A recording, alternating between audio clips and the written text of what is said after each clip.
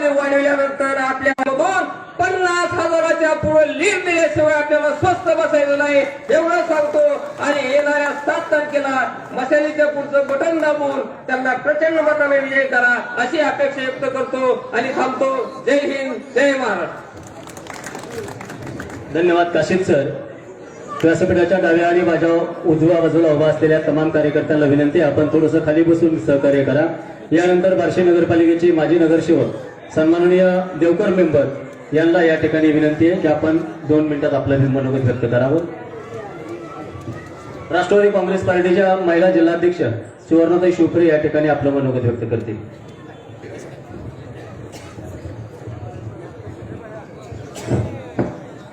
आज लोकसभेच्या प्रचारासाठी आपण सगळे जमलेलो नागरिक तसेच या बार्शी तालुक्याची आन बान शान आदरणीय सोपल साहेब, विश्वास भाऊ बारबोले खरं तर, आणि तुम्ही सगळे या दोघांवर प्रेम करणारी पूर्ण जनता, बार्शी तालुक्यातील सगळी जनता आपण आवर्जून उपस्थित राहिलात। खरं तर मला तुम्हाला सांगायचंय बंधूंनो, या मोदी सरकारने 2014च्या पूर्वी सांगितलं होतं तुमच्या खात्यामध्ये 15-15 लाख येणार आहेत। कुणाच्या खात्यात आले असतील तर त्यांनी हात वर करा। आले का कुणाच्या खात्यामध्ये? हे फसवं सरकार आहे, हे भाजपचं भ्रष्ट सरकार आहे। हे भाजप नसून पूर्वीची गडकरी साहेब आणि अटल बिहारी वाजपेयी यांच्या काळातली भाजप नसून ही भ्रष्ट जुमला पार्टी आहे। ह्यांनी सारखं लोकांना आश्वासनं देऊन वेड्यात काढण्याचं ह्यांचं लक्षण आहे। म्हणजे हे वेळ झालेले आहेत आणि आता तर चक्क ह्यांच्या सगळ्याच पुढाऱ्यांच्या वरपासून दिल्लीपासून ते खालीपर्यंतच्या जीभ घसरायला चाललेली आहे। याचं एकच कारण आहे, हा बुलंद समाज जनशक्ती विरुद्ध धनशक्ती हा ओमराजेच्या पाठीमागे आहे आणि महाविकास आघाडीच्या पाठीमागे आहे। खरं तर साहेब मला तुम्हाला सांगायचंय, शेतकऱ्यांवर तर अन्याय झालाच, त्यांना 15 लाख तर मिळालेच नाहीत।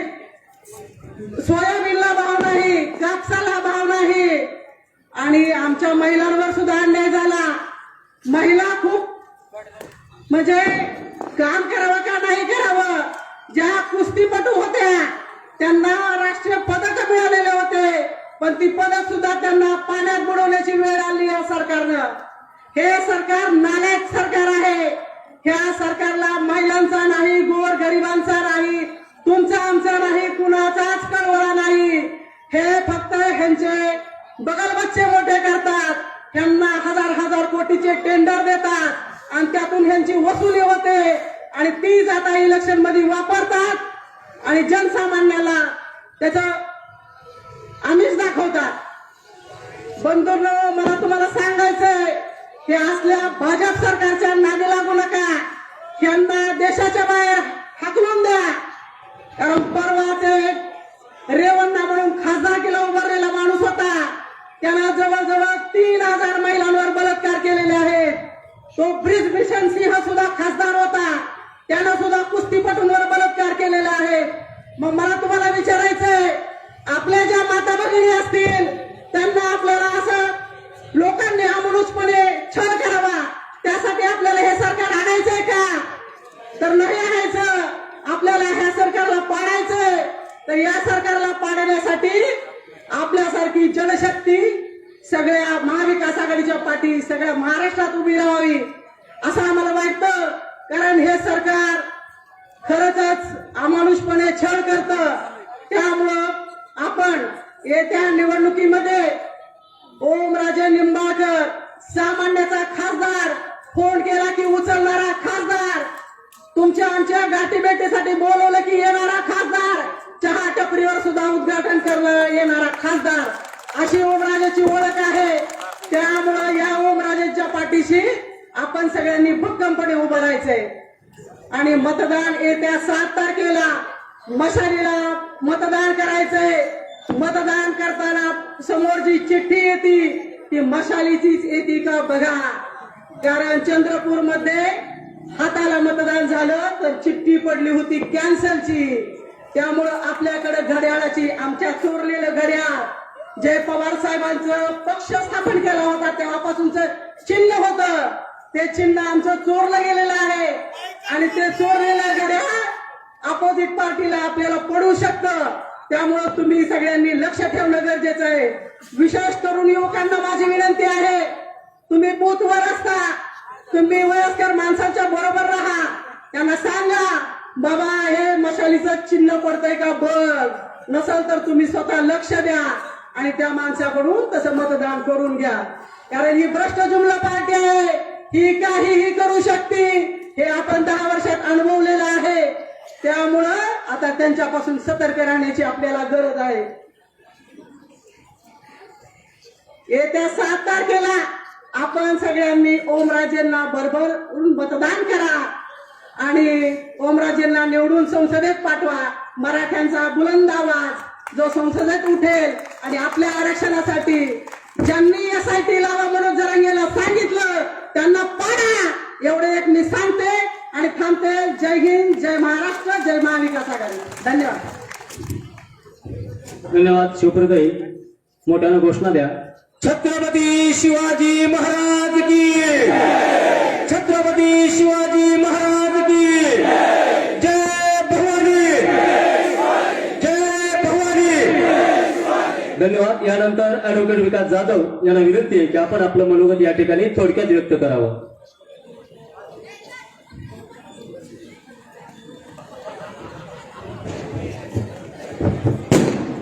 धाराशिव लोकसभा मतदारसंघाचे उमेदवार ओमदादा यांच्या प्रचारानिमित्त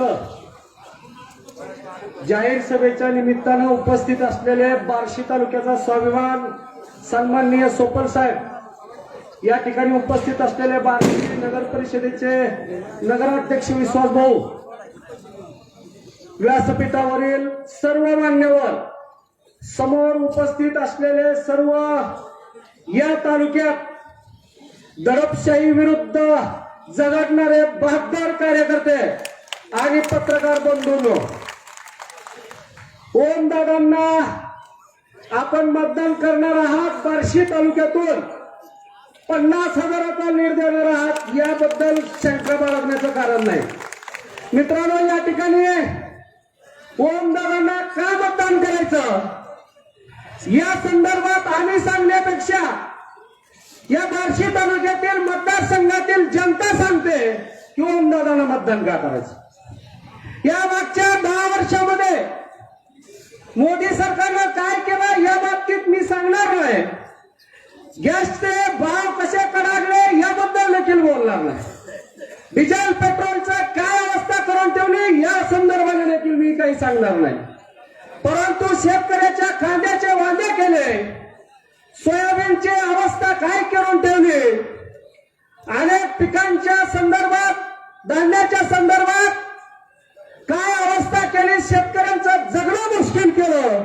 असं हे सरकार हे उलटून टाकण्यासाठी आपण या ठिकाणी जमलेलो आहोत. मित्रांनो, आपण दडपशाहीच्या विरुद्ध झगडत आहात, परंतु आता हे दडपशाही संपुष्टात येणार आहे. कारण येत्या 7 तारखेला आपण ओमदादांना प्रचंड मताने निवडून द्यायचंय. बरेच जण या ठिकाणी मी आवर्जून सांगू इच्छितो की बरेच जण म्हणतात की बार्शी तालुक्यामध्ये ओमदादांना लीड जाणार आहे, परंतु औसा तालुक्यामध्ये मायनस राहतील. परंतु मी आपल्याला सांगू इच्छितो की फॉर्म भरण्याच्या वेळेस विरोधी उमेदवारांच्या स्टेजवरून 2 आमदारांची शर्यत लागली होती की औशाचा लीड जास्त का बार्शीचा लीड जास्त. परंतु आता अशी परिस्थिती आहे की या संपूर्ण मतदारसंघात बार्शी तालुक्यातून सगळ्यात जास्त लीड ओमदादांना मिळणार आहे आणि त्याच्या पाठोपाठ औसा तालुक्यातून सुद्धा ओमदादांनाच लीड मिळणार आहे. ही वस्तुस्थिती आहे. मित्रांनो, मीडिया जरी दाखवत नसला तरी आपण सगळे मीडिया आहेत. त्यामुळे मी प्रचाराच्या निमित्तानं मुद्दे काही सांगत नाही, कारण या ठिकाणी सर्व ज्येष्ठ मान्यवर मार्गदर्शन करणार आहे. परंतु आपल्याला एक आवर्जून सांगू इच्छितो की मित्रांनो, ओमदादांच्या फोनच्या संदर्भात विरोधक टीका करतात, परंतु आपण विरोधकांना एक विचारायचंय की तुमच्या बापाला आम्ही 10 वर्ष 2 टर्म मतदान केलं, तुम्हाला मागच्या वेळेस बार्शी तालुक्यातून राणा पाटलांना 50% मतदान झालं. तुम्ही या 15 वर्षात बार्शी तालुक्यातल्या कोणत्या कार्यकर्त्याचा फोन उचलला आणि कोणत्या कार्यकर्त्याचं काम केलं हा आधी तुम्ही हिशोब द्या आणि नंतर मग ओमदादावर टीका करा. या बार्शी तालुक्यामध्ये सोपल साहेबांच्या नेतृत्वाखाली मागच्या अनेक वर्षापासून जी विकास कामं चालू होती ती बंद पाडण्याचं ताप, पाणी पुरवठ्याचा प्रश्नाचा अनेक प्रश्नात मी त्याविषयी भाष्य करणार नाही. परंतु एवढं या निमित्तानं सांगतो की मित्रांनो, आपण 7 तारखेला सकाळी अतिशय काळजीपूर्वक ओम प्रकाश गोपाल सिंह उर्फ पवनराजे निंबाळकर हे नाव लक्षात ठेवायचंय. त्याच्या पुढे बॅलेट पेपर 2 मशीनी असतील. त्या 2 मशीन पैकी पहिल्या मशीनवर 2 नंबरला हे नाव असेल, सगळ्यात लांबलचक नाव आहे. त्याच्या पुढे ओमदादांचा फोटो असेल, त्याच्या पुढे मशालीचं चिन्ह असेल आणि त्याच्या पुढचं मशालीच्या पुढचं बटन दाबून बार्शी तालुक्यातील प्रचंड मताधिक्य द्यावं अशी विनंती करतो. आणि आमचे किशोर शेठ मांजरे त्यांनी डावचायच्या आत मी माझं भाषण थांबवतो. धन्यवाद. जय हिंद, जय महाराष्ट्र. धन्यवाद. यानंतर वैराग भागाचे नेते आणि वैराग भागाचा ढाण्या वाघ सन्माननीय मकरंद मालक निंबाळकर यांना विनंती आहे की आपण या ठिकाणी आपलं मनोगत थोडक्यात व्यक्त करावं.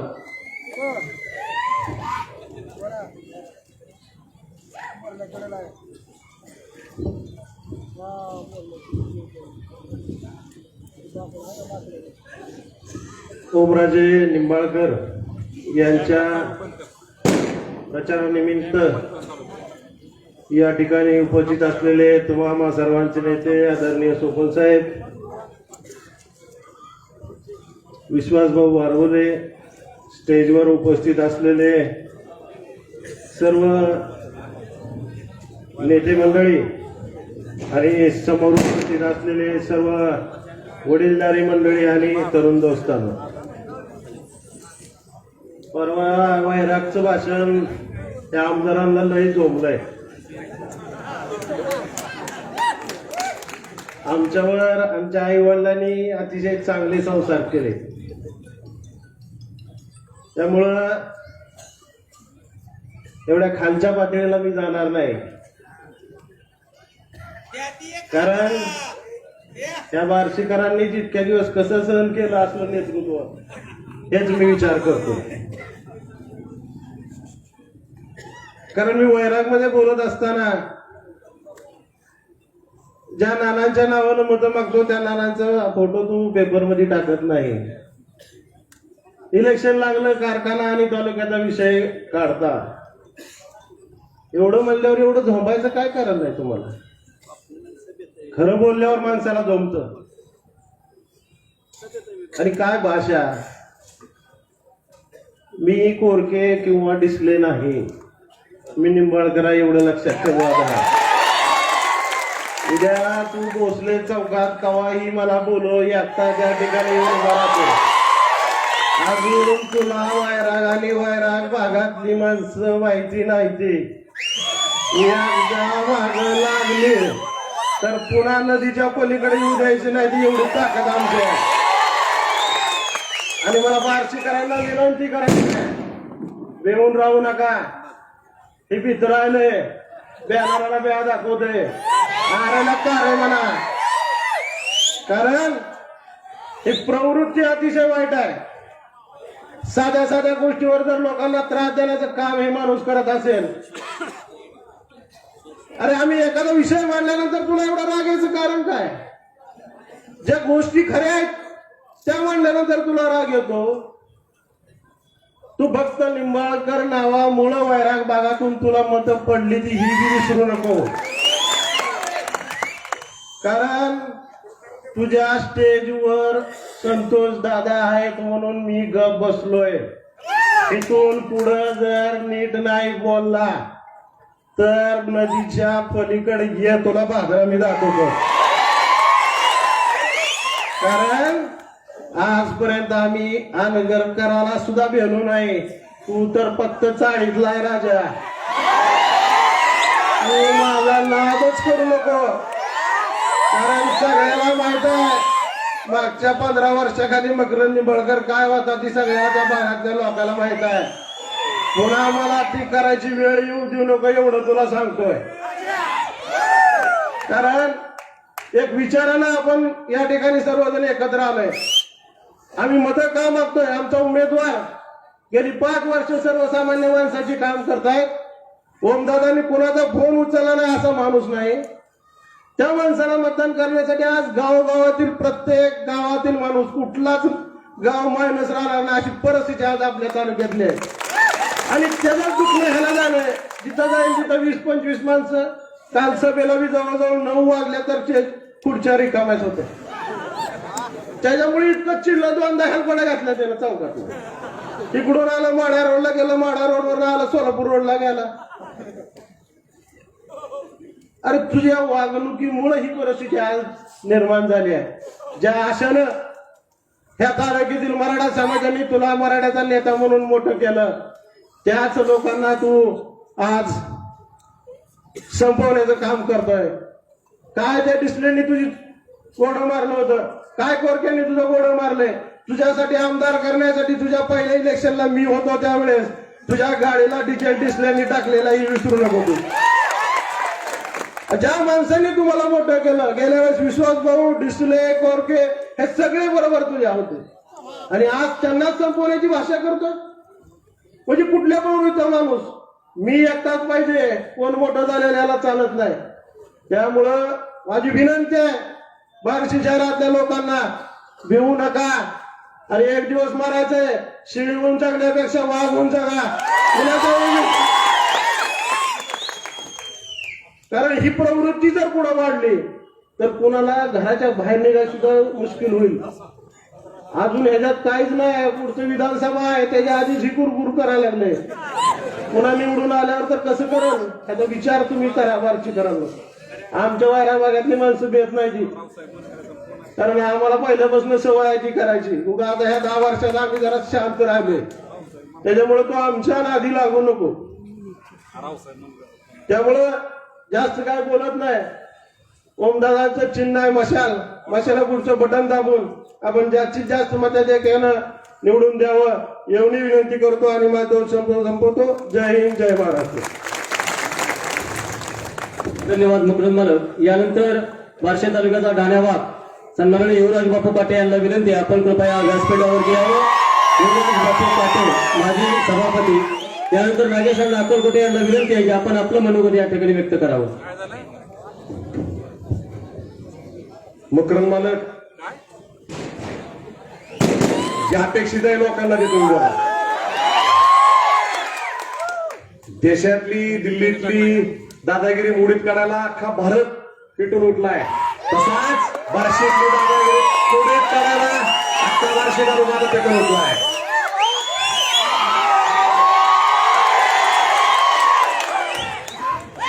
आजच्या सभेचे अध्यक्ष माजी नगरसेवक शशिकांतजी गव्हाणे, तुम्हाला सर्वांचे लाडके नेते आदरणीय सोपल साहेब, आदरणीय विश्वासभाऊ बारबोले, व्यासपीठावर उपस्थित असलेले काँग्रेसचे नेते, आमचे मित्र ऍडव्होकेट आरगडे साहेब, सन्माननीय व्यासपीठ आणि उपस्थित असलेल्या बार्शी तालुक्यातील दहशत दादागिरी मोडीत काढण्यासाठी उपस्थित असलेल्या सर्व स्वाभिमान मतदार बंधू आणि भगिनींनो, मला एक गंमत कळली नाही. गेले अनेक वर्षापासून या राजकारणात काम करत असताना माणसाला हव्यास किती असावा.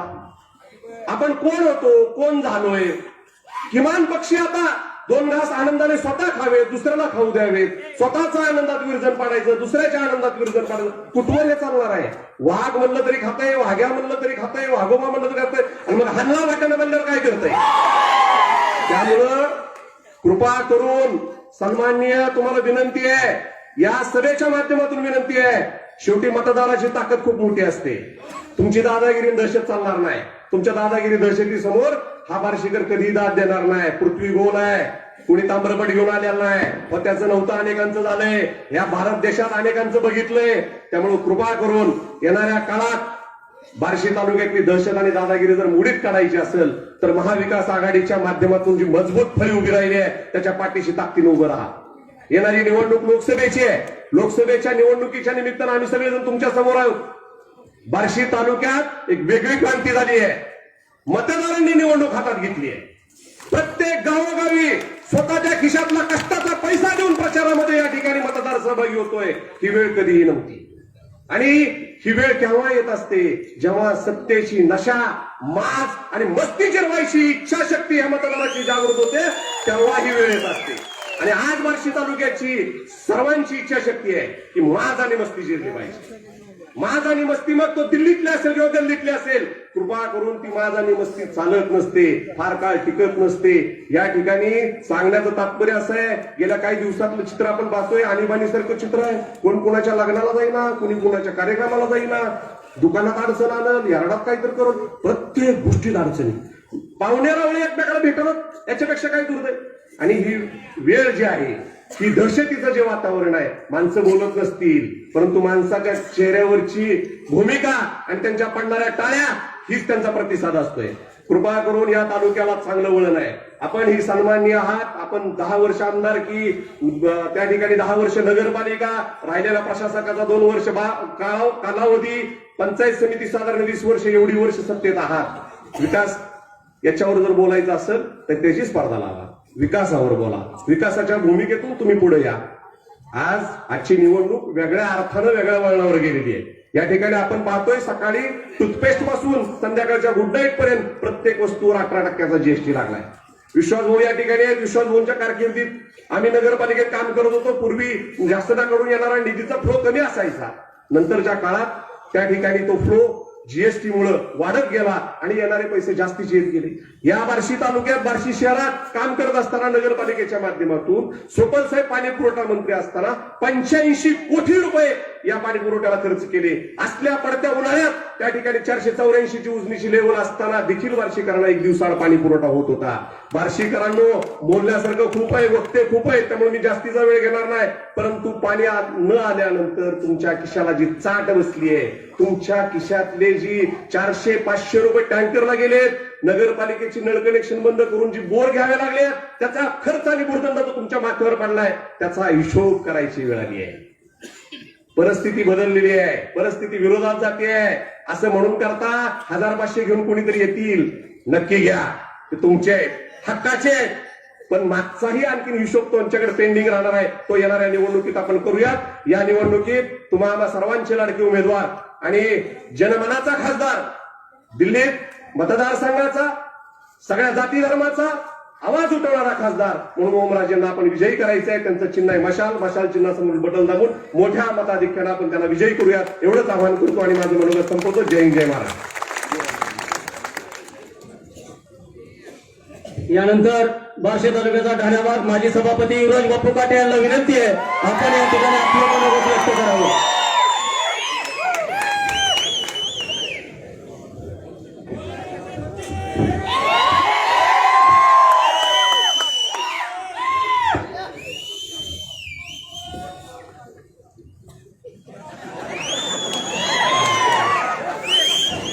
महाराष्ट्राचं आराध्य दैवत राजा शिवछत्रपती, आज आपण आपल्या लोकसभेचे कार्यसम्राट खासदार ओमदादा यांच्या निवडणुकीच्या प्रचारानिमित्त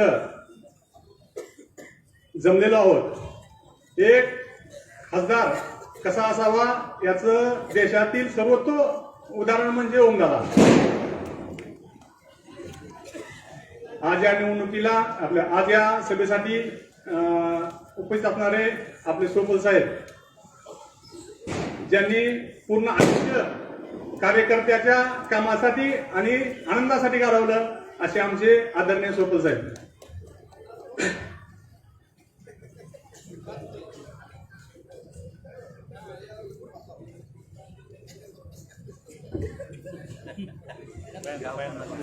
आजच्या राजकारणात एक तर लोकांनी उपयोगी राहावं, नाहीतर उपद्रवी राहावं, तर राजकारणात टिकता येतं.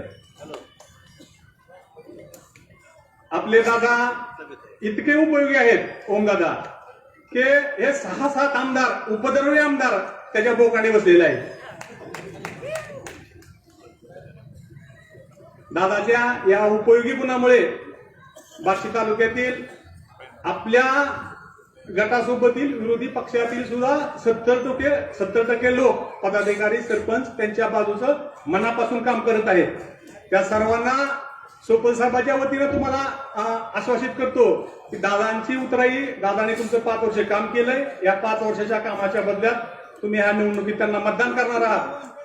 भविष्यात दादा आणि साहेब तुमच्या ह्या कामाचं सुद्धा ऋण या कामाच्या माध्यमातून फेडतील असं तुम्हाला सांगतो.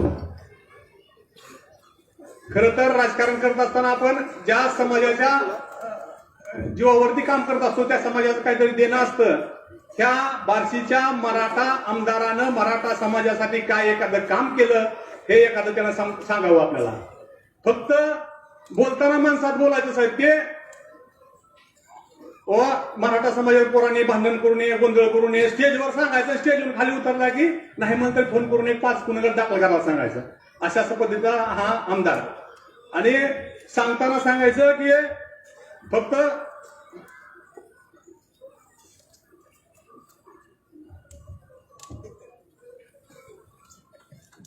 आज आपण त्यांचं भाषण ऐकतो सारखं सांगताना सांगायचं की मी ते काल परवा दिवशी त्या फडणवीसच्या सभेत बोलतं. हिशोब करत करत आला 2,500 अचानक मला बिधी चुकली, माझे 4,000 झाले.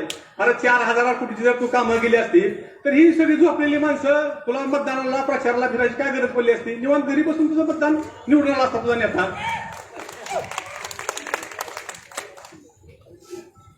या मराठा म्हणून आमदारानं मराठा समाजाचा उपयोग कसा करून घेतला आपण सुरुवातीच्या सकल मराठा समाजाच्या मिटिंग पासून आम्ही बघत आलो. प्रत्येक गोष्टीला आम्ही साक्षीदार आहे. ठीक आहे, समाजाचं काम करतोय म्हणून समाजानं त्यांना बघता बघता आमदार की सगळ्या छोट्या मोठ्या संस्था त्याच्या पदरात पाडल्या. आणि ह्या पदरात पाडलेल्या संस्थेचा फक्त उपयोग ह्या बाप लेकांनी दोघांसाठी केला. 3ऱ्या लोकांना घरातला सुद्धा उपयोग होत नाही. अशा स्वरूपाचा हा आमदार आहे. तर ज्याला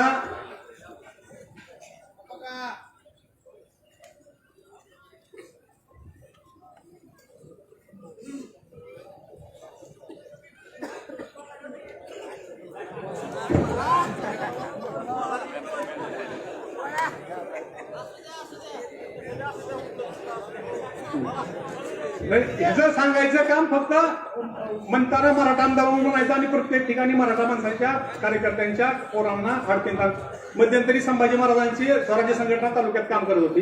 त्या काम करत असताना सुद्धा संघटनेतल्या हजारो कार्यकर्त्यांना स्वराज्य संघटनेच्या शाखा काढायची नाही तर दमदाटी केली, कार्यक्रम करून घेतले नाहीत. वैरागचा छत्रपती शिवाजी महाराजांच्या पुतळ्याचं लोकार्पण होऊ दिलं नाही. आपल्याला श्रेय मिळत नाही म्हणल्यानंतर या प्रकारे त्याने काम केलं. ज्या वेळेस आंतरवालीसाठी येते लाठीचार्ज झाला त्यावेळेस पासून ह्यानं आपली वागण्याची भूमिका बदलली हे समाजानं लक्षात घेणं गरजेचं आहे. ज्या वेळेस ती भूमिका बदलली ह्या गृहमंत्र्याच्या आदेशानुसार ह्या मराठा आमदारानं असं काम राबवलं. ज्या गावात उपोषणाचे मंडप चालू होते, ज्या गावात गावबंदीचे बोर्ड चालू होते, हे त्या आमदारानं स्वतःसाठी ह्या गोष्टी केल्या. तर माझं एवढं सगळ्यांना म्हणणं आहे की ह्या बाबतीत ह्या मराठा म्हणून जे काम करतंय ह्या मराठा आमदारांना त्याची जागा दाखवणं आपण गरजेचं आहे.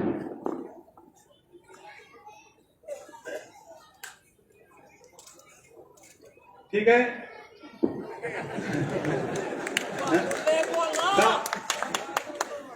आता मकरंद मालकाने सांगितलंय खरंच ते विषय की मला तुम्ही नदीच्या पलीकडलं जरी बघित असला तर नदीच्या अलीकडलं आमचं त्याच्यावर सारखं लक्ष ठेवून आहे. त्यानं नाही म्हणलं तर सुपल साहेबांसोबत आम्ही 14 वर्ष सोबत काम करतोय. 14 वर्षात नाही म्हणलं तर 140 वेळा आमचा प्रसंग आला असेल, पण एका बी प्रसंगात तुला आम्ही कुठं माघार घेतलेली नाही. तुला आज पण सांगतो, तुला काय तू काय एवढा लय मोठा काय म्हणायचं ऋषी महान नाही तुला आला जाऊ बोलून सांगायला. तू इथून पुढे लक्षात ठेव, ह्या सोपल साहेबाच्या कार्यकर्त्या असा अगर आमच्या कोणाच्या नादी लागायचं विचार करून तू नाही दिला. आम्ही आमच्याकडं बुद्धी पण आहे ताकद पण आहे. आम्ही दोन्ही गोष्टीचा अजून तुझ्यासोबत वापर केला नाही. तुझ्या प्रत्येक डावाला आम्ही फक्त थोपवण्याचं काम केलंय. तुझं लक्षात ठेव, इथून पुढे जर तू आमच्यावर डाव टाकण्याचा प्रयत्न केला तर ती तुझा शेवटचा डाव असेल. आणि जर आम्ही जर तुझ्यावर डाव टाकला तर तुझ्या आयुष्याचा शेवट डाव असेल. तुला एवढंच सांगतो. ओमदादाच्या मशाल चिन्हासमोरील बटन दाबून आपण दादांना चांगल्या मतदारांना निवडून द्यावं हीच विनंती करतो. जय हिंद. ऑपरेटरला विनंती आहे, मागचं स्क्रीन बंद आहे. एमजे इलेक्ट्रिकल्स पासून स्क्रीन बंद आहे. कृपया आपण ते स्क्रीन चालू करा. ऑपरेटर, एमजे इलेक्ट्रिकल्स पासून स्क्रीन बंद आहे. आदरणीय सरपंच साहेबांनी विश्वास भावना विनंती आहे की आपण व्यासपीठावर यावं. राज्याचे विरोधी पक्षनेते आदरणीय अंबादासजी दानवे साहेब 1-2 मिनिटात व्यासपीठावर येत आहेत.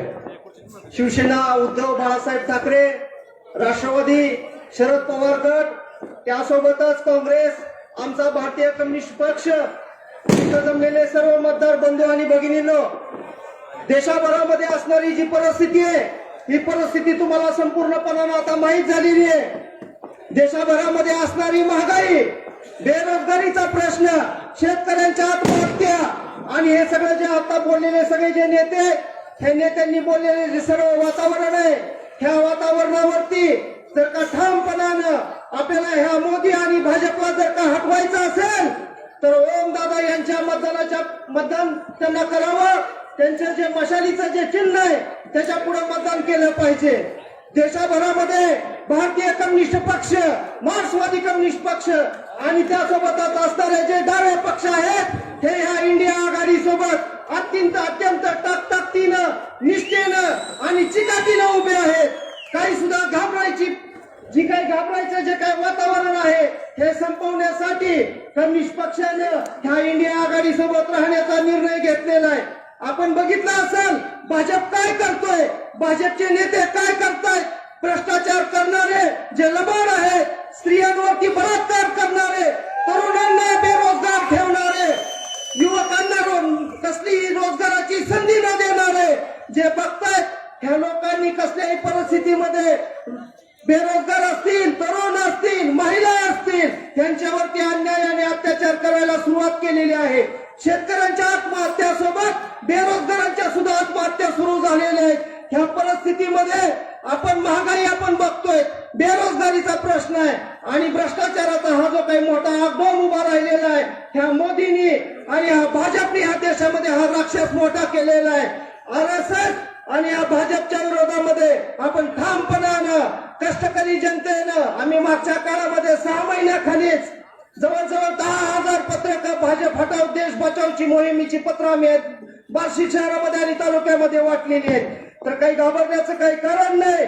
भारतीय कम्युनिस्ट पक्ष ह्या सगळ्या ओमदादा शिवसेनेला आणि ओमदादांना आम्ही अखंडपणाने संपूर्ण सक्रिय पाठिंबा नोंदवतो आणि त्यांच्या मशाल चिन्हापुढे मतदान करावं अशी आग्रही कष्टकरी जनतेला विनंती करतो आणि थांबतो.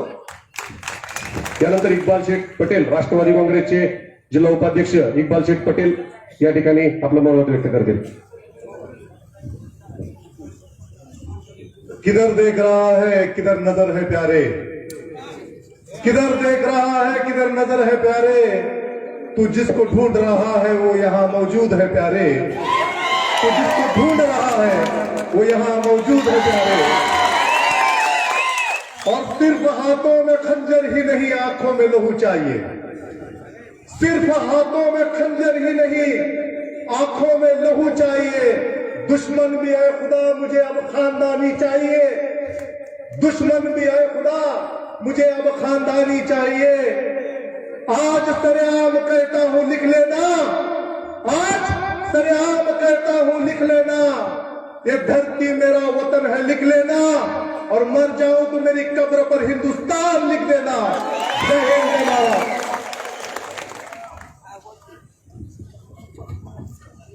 आबेदभाई, आपण आपले विचार मांडले आणि हे सगळं आपल्या जनतेचे विचार आहेत. थँक्यू, धन्यवाद.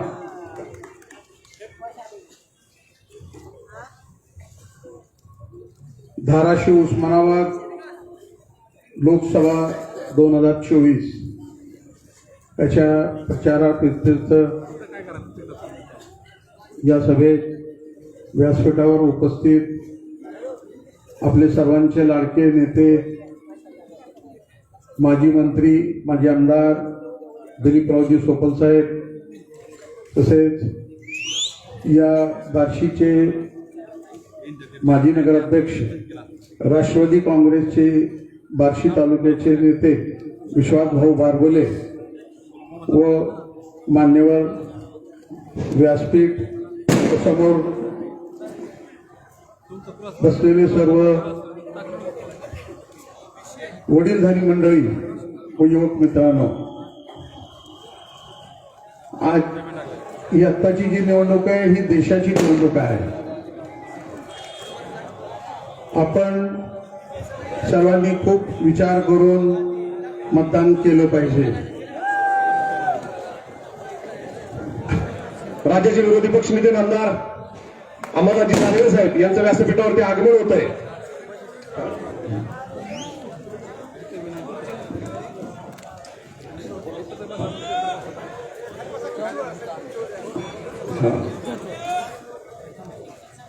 या सरकारने 2014 पासून गेली 10 वर्ष आपल्या सगळ्यांना फसवलंय. पहिलं त्यांनी सांगितलं की सगळे लोक 500-500 रुपये भरून खाते उघडा आणि सगळ्यांच्या राज्याचे विरोधी पक्षनेते आमदार अमरनाथजी दानवे साहेब आदरणीय उद्धवजी साहेबांचा आशीर्वाद घेऊन या ठिकाणी उपस्थित झालेले त्यांचं बळपूर्वक टाळ्यांच्या गौरवात आपण स्वागत करूयात.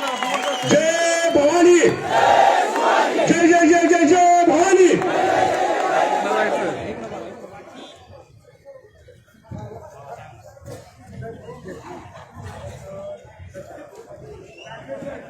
दानवे साहेबांना विनंती आहे, छत्रपती शिवरायांच्या प्रतिमेस पुष्पहार अर्पण करावा. आदरणीय दानवे साहेबांना विनंती आहे की आपण छत्रपतींच्या प्रतिमेस पुष्पहार अर्पण करावा.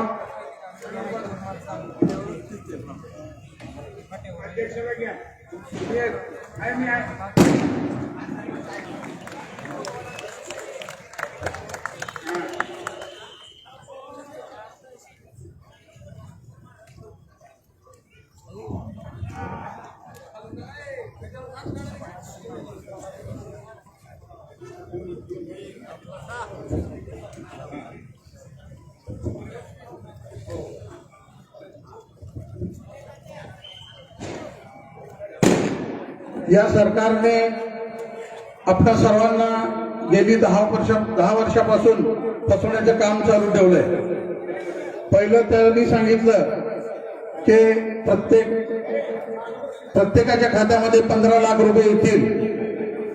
गेली 10 वर्ष झाले पण अजून कोणाच्या खात्यात 1 रुपया आला नाही. दरवर्षी 2 कोटी लोकांना रोजगार देईन. आता प्रत्येक वर्षी 2 कोटी म्हणजे 10 वर्षात 20 कोटी लोकांना काम देऊ असं त्यांनी जाहीर केलं होतं आणि आश्वासन दिलं होतं. पण 10 वर्षात तुम्ही बघा की 2 कोटी पण झाले नाहीत. 20 कोटी तर लांब, पण 2 कोटी नाही मिळालं नाही. बाकी शेतकऱ्यांचे प्रश्न, महागाईचा प्रश्न, शेतकऱ्यांना सांगितलं की तुमचं उत्पन्न हे दुप्पट केलं जाईल आणि उत्पादन खर्च हा निम्मा केला जाईल. पण बघा की उत्पन्नही दुप्पट झालं नाही आणि खर्चही निम्मा झाला नाही. जीएसटीच्या रूपानं आपल्या सर्वांवर एक राक्षस आणून बसवला की त्यांनी महागाई खूप वाढली, बेरोजगारी वाढली आणि कुणाचंच काही बघायचं नाही, आपलंच काही ती खरं करायचं, मीडिया समोर यायचं आणि बाकीच्या सगळ्या लोकांना लांब ठेवायचं आणि खोट्या गोष्टी सांगायच्या. खोट्या गोष्टी करून लोकांना हॅम्बरिंग केलं.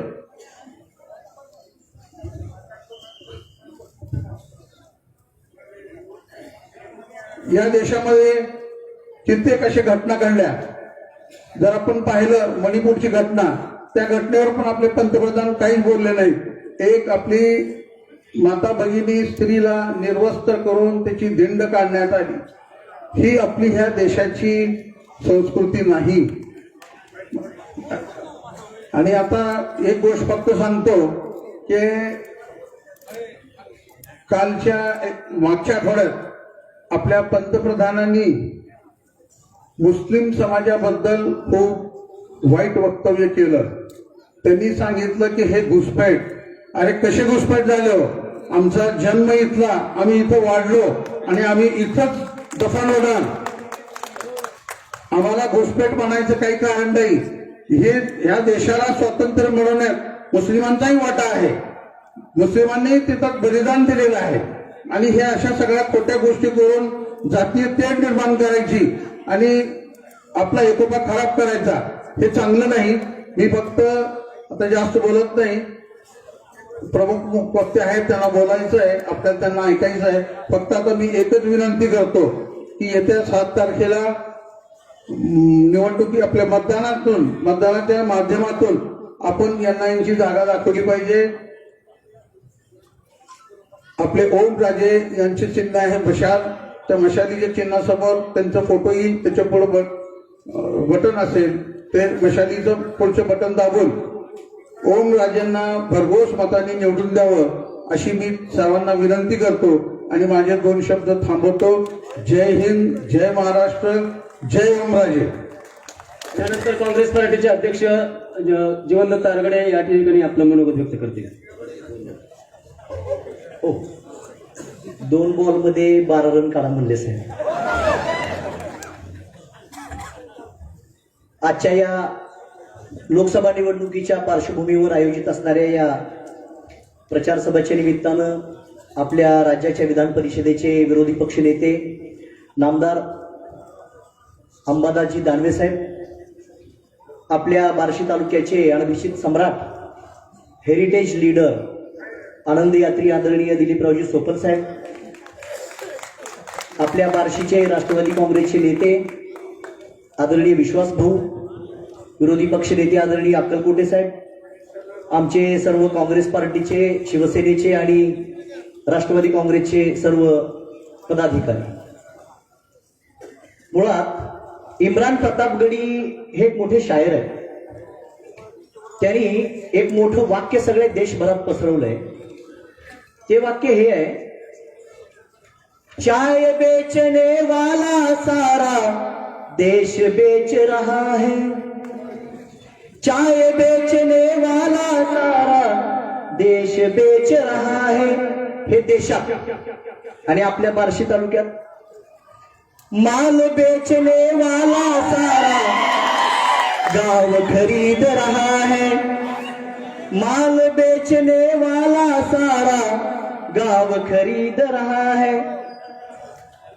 आजच्या या निवडणुकीच्या पार्श्वभूमीवरती मला खूप कमी वेळ आहे, तरी सुद्धा काही गोष्टी न राहाव्या म्हणून सांगू वाटतात. अशा की देशाची निवडणूक आहे, देशाचे मुद्दे चालले होते, राष्ट्रभक्ती, अंधभक्ती, देशाची परिस्थिती मागच्या 10 वर्षात आणीबाणीसारखी झालेली आहे. देशात आता कशाची गरज आहे? व्यक्ती वलयांकित असणाऱ्या, ह्या दहशतवादी असणाऱ्या, या व्यापारी वृत्तीच्या, लोकशाहीला घातक असणाऱ्या व्यक्तीला, हुकुमशहाला नेस्तनाबूद करून लोकशाही पुन्हा प्रस्थापित करण्यासाठीची देशाच्या अघोषित आणीबाणीच्या युद्धामध्ये मताधिकाराच्या रूपानं आपल्याला हे अराजकता पलटवून लावायची. हे सगळं चालत असताना आपल्या तालुक्यामध्ये एका बाजूला सेवावृत्ती राजकारणी आणि दुसऱ्या बाजूला धंदेवाईक पुढारी. आताच मकरंद दादांचं भाषण मला खूप आवडलं आणि 10 वर्षापूर्वीचे मकरंद दादाची आठवण आली. युवराज बापूंनी तेच विषय सांगितला. कालच्या भाषणामध्ये आपले अमन धक्के आमदार यांनी दमदार भाषण केलं. वास्तविक पाहता दमदार भाषणं आपण ऐकली होती. काल सोशल मीडियावरती ऐकलं मी दमदार भाषण. भाषणामध्ये पूर्णपणे दमच दिला. दम कोणाला दिला? पहिल्यांदा दम दिला मकरंद मालकांना. दिला कुणी? जिरापचंद भूमकर. आपला आवाज बाहेर आल्यानंतर आपल्यामधला वीर रस आहे का शृंगार रस आहे हे समजत नाही. आणि मग मकरंद मालकांना दम देण्याचा धाडस करायचं, ते पण संतोष दादा सोबत आहे म्हणून. बरं, दुसरा दम कुणाला दिला? भाऊंना. आता ज्यांनी गोट्या खेळता खेळता 2 गोट्या त्याला उसने दिल्या, तेवढ्यावरच लुंगून तुम्ही आमदार झाले आणि त्यांनाच म्हणते तुमचे अरुण दादा, तुमचे दुसरे भाऊ, काय त्यांचं नाव, ते असल्यामुळं मी तुम्हाला बोलत नाही. वास्तविक पाहता मला एक सांगायचंय की भाऊ, हे जे अनवरस अपत्य वाढवलं ह्याच्यामध्ये आपलाच हातभार आहे. त्यामुळं आता काय त्याला बोलावं, आपलंच अनावरच कुणी करतं आता नागतोंड बी तुमच्यासारखं दिसतंय पण बोलता येत नाही. असो, फार वेळ न घेता व्यासपीठावर महिला आहेत त्यामुळे थोडस संसदीय भाषेत बोललं पाहिजे. आणि त्यामुळं आता एकच, येत्या निवडणुकीमध्ये देशविरुद्ध व्यक्ती अशी निवडणूक आहे. या निवडणुकीमध्ये आपण देशप्रेमी, राष्ट्रभक्त असणाऱ्या, देशाची उभारणी करणाऱ्या पक्षाच्या आणि उमेदवाराच्या पाठीशी राहावं आणि 7 तारखेला मशाल या चिन्हाच्या समोरील बटन दाबावं आणि आपले पवित्र मत हे आपल्या राष्ट्रकार्यासाठी समर्पित करावं. एवढं बोलून माझे 2 शब्द संपवतो. जय हिंद. यानंतर विश्वासभाऊ बारगुले यांना विनंती आहे की आपण आपलं मनोगत या ठिकाणी व्यक्त करावं.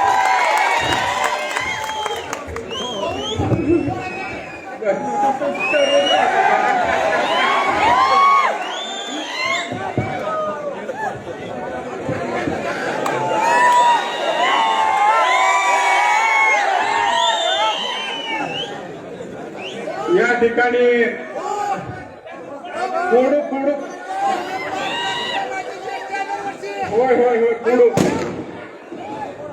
उपस्थित आदरणीय दानवे साहेब,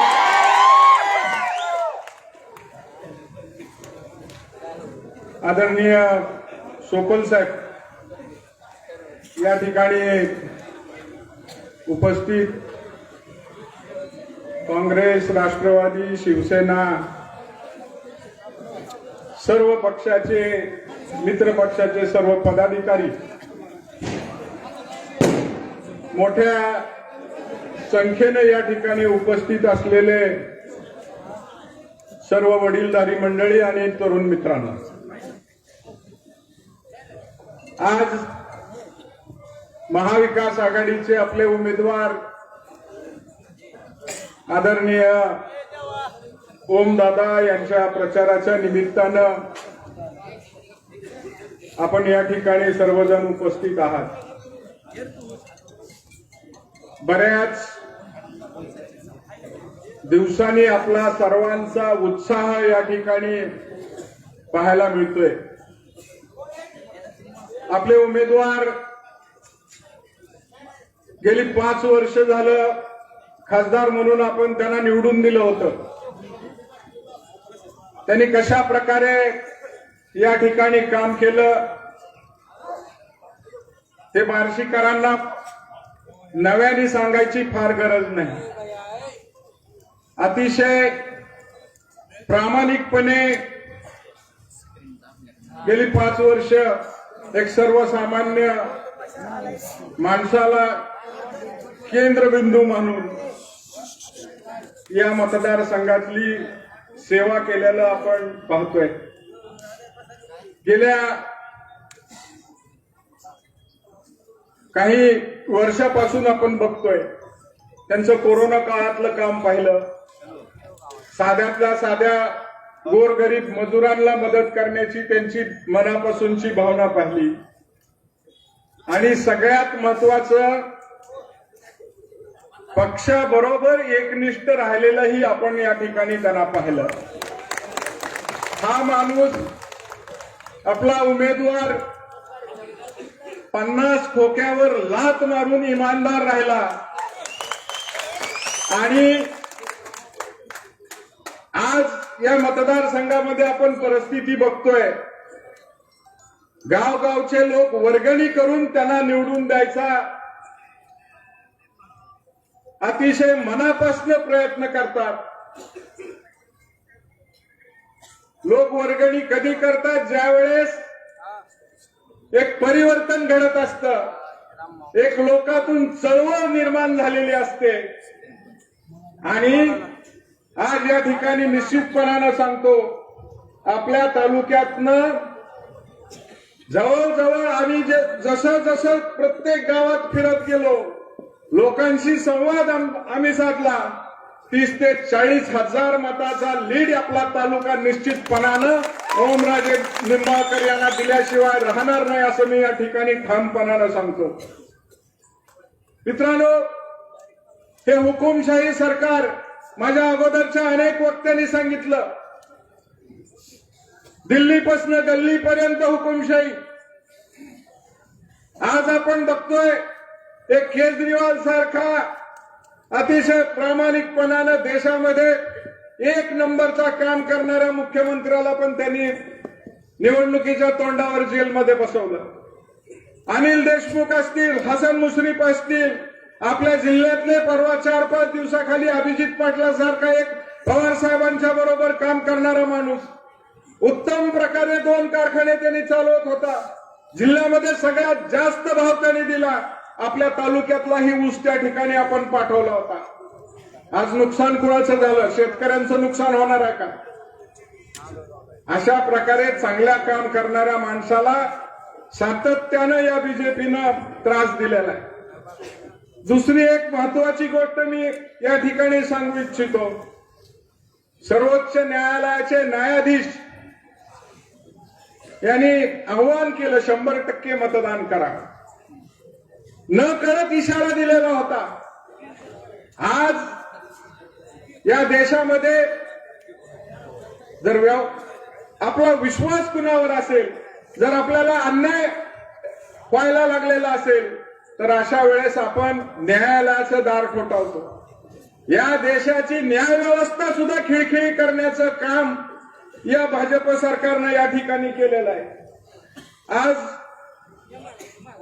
अनेक वक्त्यांनी सांगितलं शेतकऱ्यांचे काय हाल झालेले आहेत. कुठल्याही मालाला भाव नाही. आदरणीय पवार साहेब देशाचे कृषी मंत्री होते.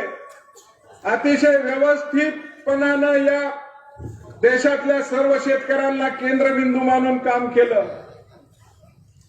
सगळ्यात मोठी कर्जमाफी आदरणीय पवार साहेबांनी केली. आज परिस्थिती कांद्याची तशीच आहे, सोयाबीनची तशीच आहे. आज या ठिकाणी द्राक्षाचं सुद्धा आहे, डाळिंबाचं आहे. कोण आपण एक्सपोर्ट करत होतो का पहिले द्राक्षे? आपल्या बांधापर्यंत एक्सपोर्टवाले यायला लागले, डाळिंब घेऊन चालले. हे कुणामुळं? द्राक्ष घेऊन चालले.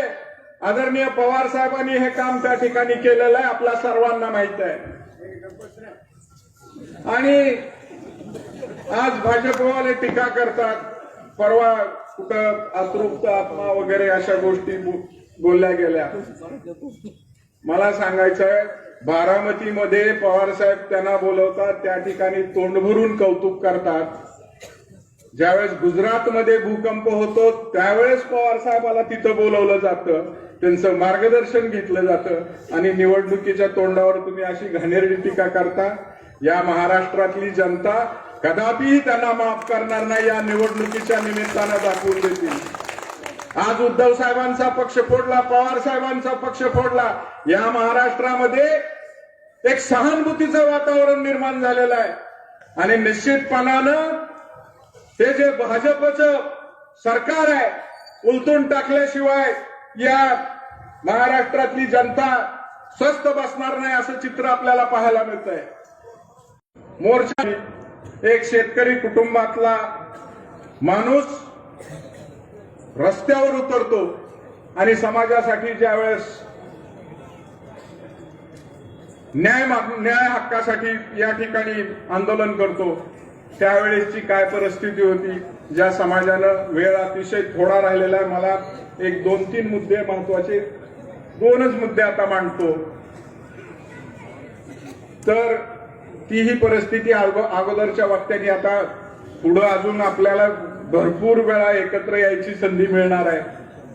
आज त्या डिसले सारख्या माणसाला, जो सभापती म्हणून इतके वर्ष त्यांचं काम केलं, त्यांना त्रास द्यायचा प्रयत्न केला. का तर आमच्या बरोबर फिरतोय. कपिल कोरकेला मराठा समाजाचं काम करतोय, त्या ठिकाणी आंदोलनामध्ये भाग घेतला, मुंबईपर्यंत ट्रॅक्टर घेऊन गेला, त्याला त्रास देण्याचा प्रयत्न. ही हुकुमशाही या पुढच्या काळामध्ये अजिबात चालणार नाही. मला आता कालच्या सभेत काही आता मकरंद मालक म्हणले, आमच्या कुटुंबातली काही भावांची नावं घेतली. अरे आमच्या कुटुंबातलं अंडरस्टँडिंग तुला काय कळणार साळी. दुसरी गोष्ट, त्यांनी त्यांच्या राऊत कुटुंबातले वर्क फ्रॉम होम करणारे तुला तरी माहित आहेत का? किती लोक आमच्या संपर्कात आहेत? या गोष्टी काळच ठरवणार आहे. भगवंत जागा आहे आपला. भगवंताला बी ओझं व्हायला लागलंय त्या टोपाचं. त्या टोपात एक टोप आणखीन घातलेला आहे.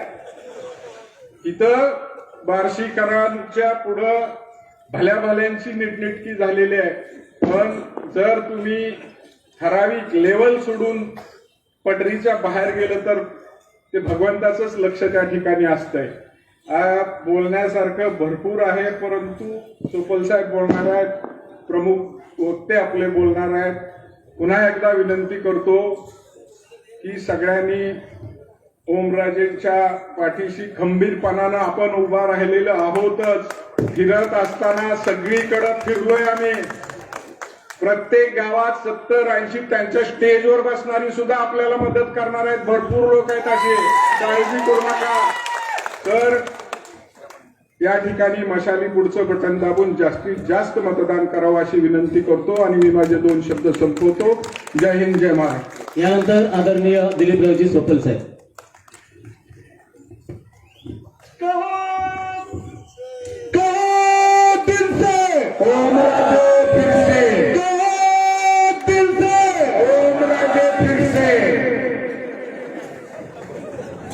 आदरणीय दानवे साहेब, विश्वास भाऊ, आजचे सभेचे अध्यक्ष, माजी नगरसेवक, आमचे गव्हाणे मेंबर नागेश अक्कलकोटे, नागेश नान्नजकर,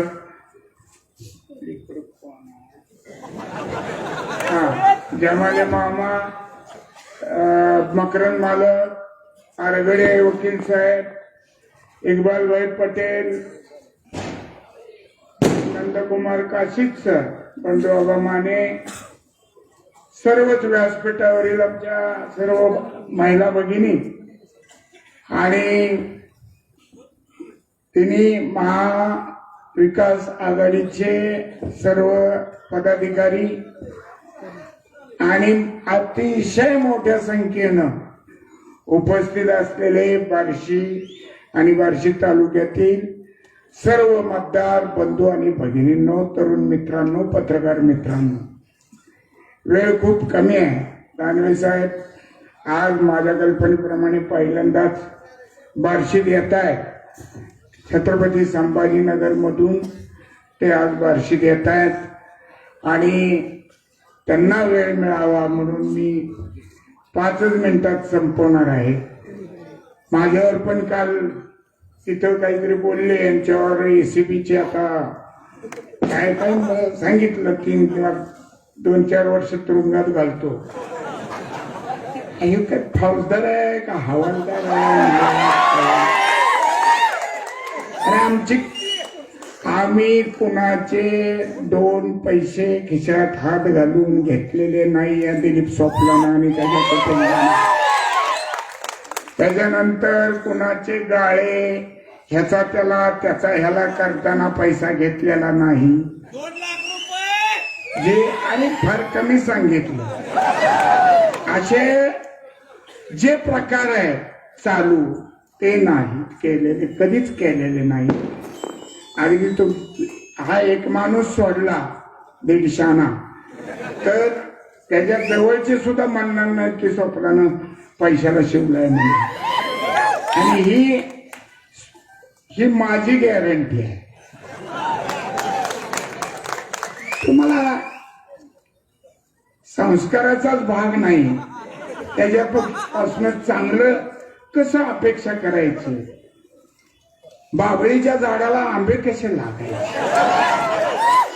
याच्यापेक्षा मी आता जास्त त्यांच्यावर बोलावं अशी त्यांची लायकी नाही. त्यामुळे एवढंच सांगतो की आपला उमेदवार हा सातत्यानं लोकांच्या टचमध्ये असतो, संपर्कात असतो, फोनवर असो, कामानिमित्त असो, कुठल्याही परिस्थितीत. आणि म्हणून मला एवढंच सांगायचंय की आपण सगळ्यांनी आता 10 वर्ष भोगलो. मग वकील साहेब काय म्हणले ते की काय कशाबद्दल सांगायला लावलं? हा, आता आपण असं सत्यतेन ऐकतो की 2014लाच स्वातंत्र्य मिळालं. 2014 पासूनच सगळी प्रगती झाली. म्हणजे 2014च्या आधी हे भगवंताचं मंदिर नव्हतं, हे कुठल्या गिरण्या कारखाने बिरखाने काय नाही, ते गंधात जंगल होतं बघा. आणि हे सगळं 14 सालानंतरच झालं. माणसं आपाप गवतातनं उगवली, बिल्डिंग आपोआप झाल्या, धरणं या तालुक्यात आपोआप झाली. हे सगळं आपोआप 14 नंतर यांच्या कर्तबगारीमुळे झालं. आपला सुद्धा आता मत देऊन देऊन हाऊस फिटली आहे 2014 पासून 24 पर्यंत. आणि फक्त एकच अजून एकदा रिपीट करतो, एका राजाच्या दरबारात गायक अतिशय चांगलं गाणं म्हणतो आणि राजा बी खुश होतो. ह्याला रुपये द्या, ह्याला हिरे द्या, ह्याला मोती द्या, ह्याला 100 एकर जमीन द्या. तसं तसं ती 4-5 तास गात राहतो, बिचारा तोंडाला फेस येऊ. आठवड्याने म्हणजे घरी गेल्यावर बायकोला म्हणतो, राजाने आता एवढं सगळं मला द्यायचं ठरवलंय. ती म्हणली काहीच आलेलं नाही, आठवडा झाला, जावा विचारा, विसरले असते.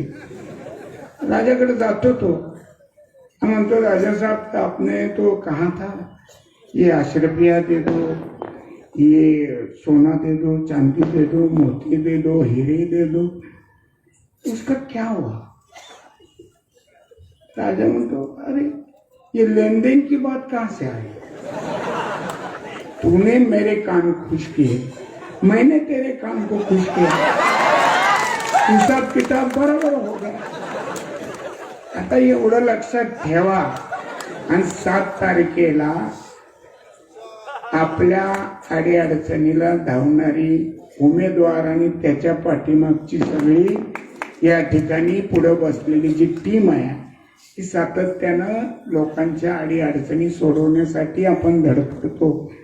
त्या उमेदवाराची कदर करा आणि जास्तीत जास्त मतदान मशाली पुढचं बटन दाबून ओमराजेला निवडून द्या, एवढी विनंती मी आपल्याला करतो आणि माझे 2 शब्द संपवतो. जय हिंद, जय भीम. यानंतर महाराष्ट्राचे विधान परिषदेचे विरोधी पक्षनेते आदरणीय अंबादासजी दानवे साहेबांना विनंती आहे की आपण आपलं मनोगत या ठिकाणी व्यक्त करावं.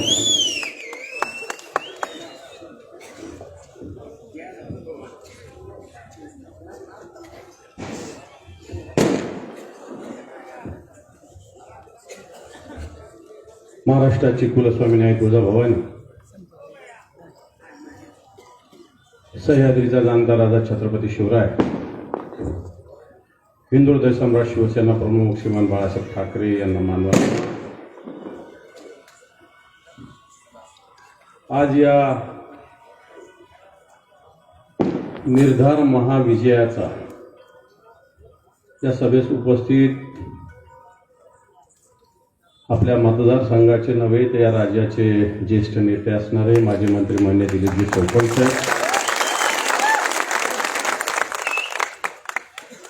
माजी नगराध्यक्ष विश्वासजी वारगुलेजी, जीवनजी आरगडे, वसीम पठाणजी, मकरंजी निंबाळकर,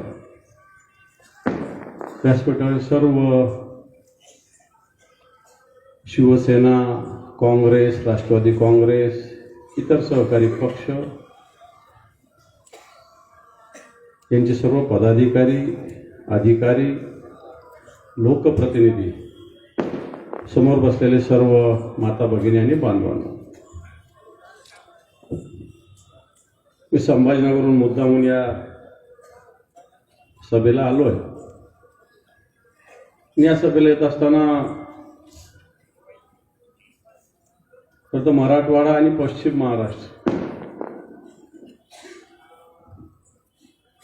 धाराशिव इकडे येताना धाराशिव पासूनचा रस्ता कसा असतो आणि इकडचा रस्ता कसा असतो ताबडतोब लक्षात येतो. आणि आता सोपल साहेब म्हटले की सोपल साहेब मला वाटतं आतापर्यंत 6 निवडणुका लढलेल्या आहेत. 8 लढलेले आहे, 6 वेळेस जिंकलेले आहे. म्हणजे आम्ही जन्मल्यानंतर 5-10 वर्षापासून तुम्ही निवडणुका लढायला सुरुवात केलेली आहे. आणि एवढ्या ज्येष्ठ माणसाला या ठिकाणी काही लोक काय काय बोलतात याची माहिती माझ्याकडे आहे. पण आपण ही देशाची निवडणूक लढण्यासाठी सिद्ध झालं हे एक सगळ्यात महत्वाचं आहे. ही निवडणूक काही ग्रामपंचायतीची नाही, कारण मी तर ऐकलं इकडे ग्रामपंचायतीच्या सरपंचाला 3 लाखाचं काम करायचं असेल तर टक्केवारी द्यावं लागते इथल्या माणसाला.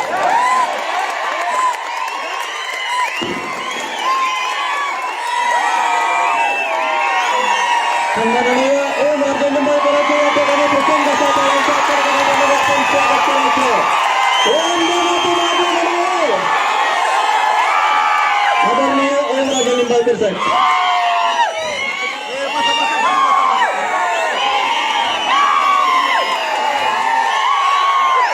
जोरदार टाळ्या वाजवून आपण ओमदानांचं स्वागत करू.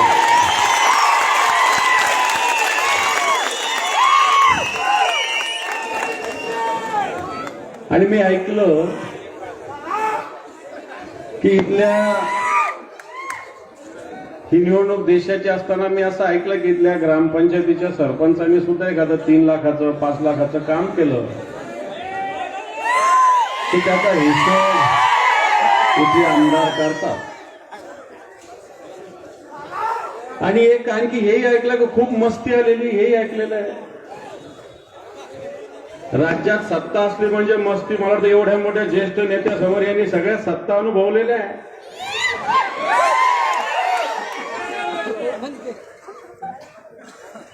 सत्ता येत असते जात असते, पण ज्याला मस्ती असते ना, एकदा जनतेने जिरवली ना,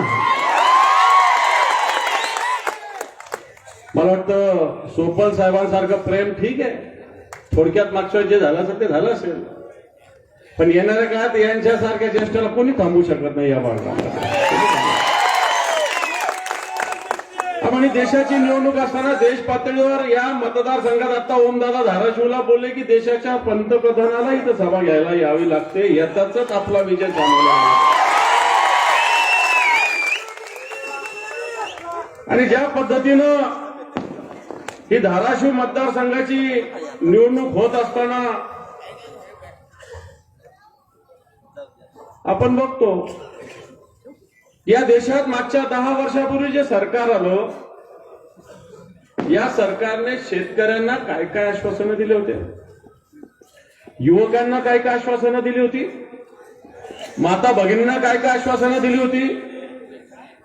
आणि जर ही आश्वासनं 10 वर्षातली बघितली तर ही झाली का नाही झाली हे विचारणं आपलं काम आहे. याला उत्तर जे कोणी देशात सत्तेवर आहे त्यांनी त्याचं उत्तर दिलं पाहिजे. आज या देशातील शेतकरी सुखी आहे का? या देशातला शेतकऱ्याला दिल्लीमध्ये जायचं तर गोळी सहन करावं लागते, गोळीबार केला जातो. या देशातल्या शेतकऱ्याला दिल्लीमध्ये येण्यापासून रोखलं जातं, तो कशासाठी जातो तर माझ्या शेतमालाला भाव मिळाला पाहिजे. आज शेतकरी जो शेतमाल पिकवतो याला भाव वर्गा, तर कोणतंही पीक घ्या तुम्ही, फळ घ्या तुम्ही. आता इथं टरबूज आणलं, आता टरबूज फुटणार आहे, तुम्ही फोडलं, हे थोडं कच्चं होतं, मला लक्षात आलं आवाजावरून. या महाराष्ट्रातलं टरबूज आपण फोडणार आहोत आणि या टरबुजाचे जे चिल्ले पिल्ले ना इथले, हे तर इझी निघतो. आपण या देशातल्या शेतकऱ्यांना खोटी आश्वासनं दिली होती. शेतकऱ्यांना सांगितलं होतं की तुमचं उत्पन्न दुपटीनं वाढवू, तुमच्या उत्पन्नावर या शेतमालाला स्वामीनाथन आयोग करून 1.5 पटीनं भाव करू. आज मला सांगा, इकडे सोयाबीन मोठ्या प्रमाणावर आहे, सोयाबीनला भाव काय आहे? 47, 4,000च्या वर मिळत नाही. ज्यात उद्धवजी ठाकरे साहेब मुख्यमंत्री, या सोयाबीनला भाव काय होता माहितीये? 11,000. आता 4,000 भाव आहे. बाकीच्या वस्तूचे भाव, आता कोणीतरी म्हटलं की पेट्रोल आणि गॅस कुठे गेलं, पण सोयाबीन 11,000चं 4,000वर आलेलं आहे. कांद्याचं काय झालं माहितीये? कांदा, गुजरातच्या कांद्याला, पांढऱ्या कांद्याला निर्यातीला परमिशन, पण ह्या महाराष्ट्र जो कांदा पिकवतो याला कोणत्याही निर्यातीला परवानगी नव्हती. मग याच्यात आवाज उठवला गेला. सोपल साहेब, काल एक आदेश, आज एक आदेश काढला गेला कांद्याच्या निर्यातीच्या संदर्भात. हा आदेश फसवा आहे, हा आदेश फसवा आहे.